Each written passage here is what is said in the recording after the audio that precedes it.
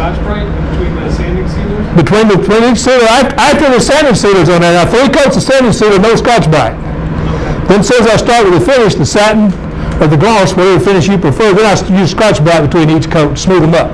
Sanding sealer just like, it's like dry almost instantly? Oh, this, yeah. You can do 3 coats in a matter of... You can put 3 coats in 6-7 minutes. It'll be dry. It's that fast-drying lacquer. Now, Def's got some fast-drying lacquer out too, but I like that from Craft Supply USA out there. It comes in a black can, Magic something they call it. Look it up in the Craft Supply catalog. But there's several of those quick drying lacquers on the market now. Peachtree now has a line of finishes out here too. All right, what do they I got? haven't looked at them yet, but I know there's some lacquers. Okay, well, great. They may have the fast-drying stuff. Everything's not a lacquer. But they've got a brand. I know there's going to say lacquer. I don't know. We'll take a look at it and see. Yeah, but that's the way I finish these, and that keeps them color fast, so that they don't run. You normally put newspaper on your anchor seal. Looking at your cedar. Yeah. You can. That's not anchor seal. It's actually just old glue. I've always got a bottle of old glue around. I had a whole gallon of veneer press, cold press veneer glue that went out of date.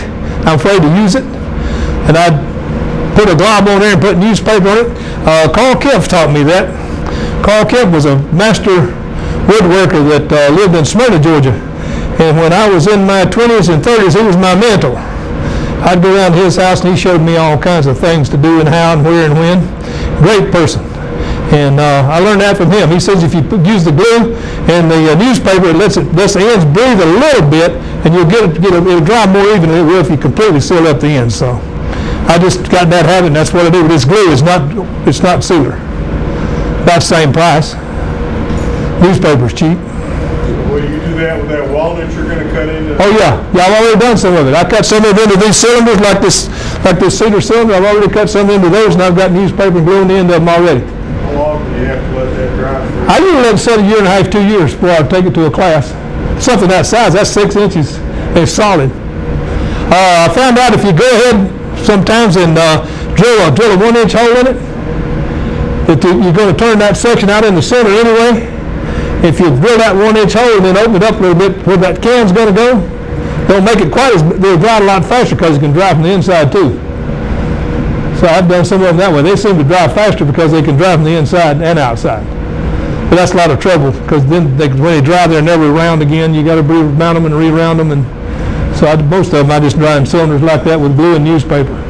And you draw those outside? No, they're inside in my outer part of my shop. I have an outer room to my shop, and I have a shelf back there. I just stack them up on that shelf with the ends exposed. Yeah. Any other questions?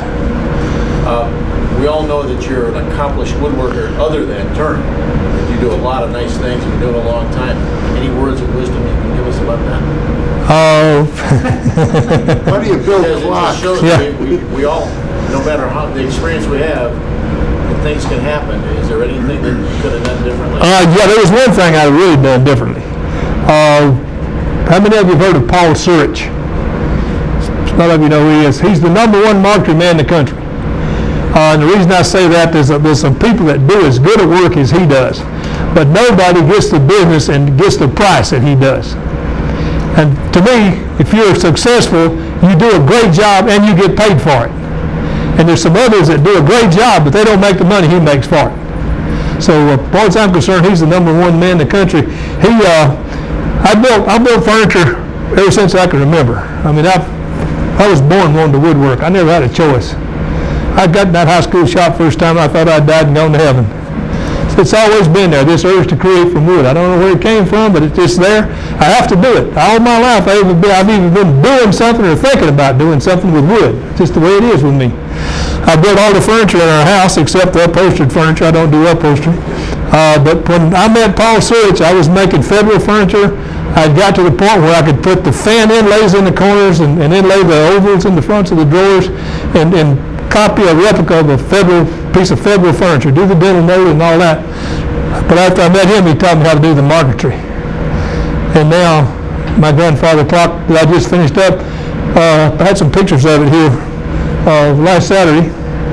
But on the front of it has a bouquet of dogwoods. on each side, down at the base, on the front of the base, on each side there's some dogwoods. Going up the door, there's a whole branch of a dogwood tree.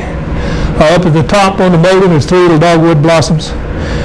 You can add marquetry to your projects, and it really makes it look neat. In my opinion, it's more like a European style than it is a American or Federalist style, or something along those lines. But I really enjoyed what I learned from him. It changed my whole way of woodworking. If I make a table now, I'll then lay the front door with something. The top will have some sort of a pattern on it. A bouquet of flowers in the middle, one single flower in each corner, a crossband border around the outside of it. I learned all that from him, and that really changed my way of woodworking, the way I think about woodworking. I never thought, for years, I never used any veneer much. I made my own veneer, but now we can lay up anything you want out of veneer. Put it down, sand it, and make it look great. He comes to my shop every year in May and teaches a week-long class. Any of you that are interested in taking a class from me, let me know in January. I'll put out the word up here in January at one of the meetings, and for a sign-up sheet. If any of you want to take a class from him, if you're interested in learn that type, just how to work with veneer and marquetry, he's the guy. I teach a marquetry and veneering class. It'll be in October at John C. Campbell Folk School. And that project in that class will be a chessboard. Everybody lay up a chessboard, put a border around it, put some filetti, which are thin lines around the outside, then put a crossband border on it, and somewhere in that border you'll put a piece of marquetry. So a seashell, a little bird, a butterfly, something like that. And it's really decorative, and it kicks your work up one more step. There's a lady back there that took Paul's class, and if I want to ask her opinion of what she thought of it, feel free to. I think she'll give it a really good recommendation, because she's kind of like me. It's changed her whole way of perspective of looking at projects now. So I know she's working on some marquetry projects, but that's the one step later that's really changed everything that I do. I really enjoyed being able to work with veneer and the marquetry. Okay, any other questions? Safety? Yeah, cutting your diamonds. Cutting the stock for your diamonds. Okay.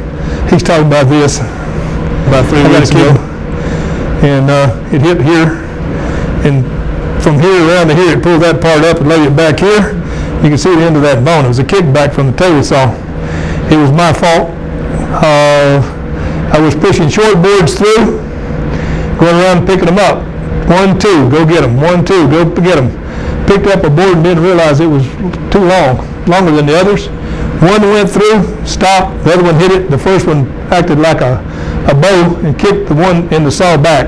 I'm standing there like this, and all of a sudden, kaboom. So you've got to be careful ripping. Keep everything clear. Pay attention to what you're doing. As far as the long and short stock, if I'd have noted, hey, this one's longer, I shouldn't run it through that same setting, wouldn't happen. I know a lot of people that had accidents in the shop. I don't know of anybody that's been hurt in a woodworking shop that didn't disobey a safety rule. Things don't just happen, there's a reason for them. Lathe safety, most of you know about the points of safety. I mentioned one earlier, don't wear a breather. I don't care if you're turning pine, wear a breather. Dust is not good for your bronchioles and your lungs. Over a period of time, it'll tell on you. And always wear something over your eyes, some sort of safety eye protection. No long hair unless it's tied back. No shirt tails out. Certainly no neckties. There was a picture went around. They were showing it up at the English. I have a little bit of a problem with hair. Yeah. I stand up high enough that it's not an issue. Well, we put a red bull around it sometimes. But the picture circulated up through the shop up at John C. Campbell. They showed a lady that had got her hair caught in a lathe, and it took from here up to here, just pulled her scalp forward. That whole part of her skull right there was exposed. Somebody took a picture of it at the doctor's office and just passed it around as a safety hint. But yeah, it can hurt you. Anything else? Any other questions? Yes? You don't turn with a face shield? No. Can't stand to turn with a face shield. With my bifocals and the face shields, everything gets out of perspective. You used to have that breathing thing that you used to use. Yep, same thing started happening with that. If I got the face shield on there with these bifocals, I put the tool in and it's not really touching where I think it's touching. So I had to get some safety lens for these glasses and wear them. I can't use that face shield anymore because that's dangerous. You put the tool on a piece of wood and you think you're here and you're not. You're over there. You can't turn like that. It'll mess you up in a hurry. Anything else? We sure appreciate you having me up tonight. I hope you learned something.